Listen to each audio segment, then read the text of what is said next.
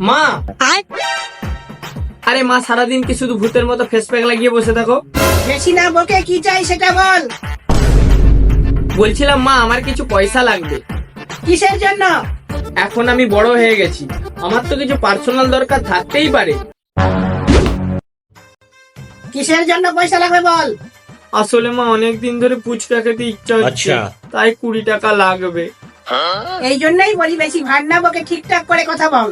ফুচকা খাওয়ার আগে জুতা খাওয়া হয়ে গেল তো।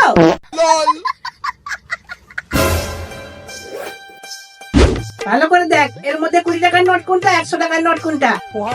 আরে বাহ, এটাই সুযোগ মায়ের কাছ থেকে বেশি করে পয়সা ঝাপার। মা, তোমার ডান হাতে 100 টাকার নোট আর বাঁ হাতে 20 টাকার নোট আছে। अबे साले এই নে তাহলে 100 টাকা। 20 টাকার ফুচকা খেয়ে 80 টাকার খুচরা ফেরত নিয়ে আসবি।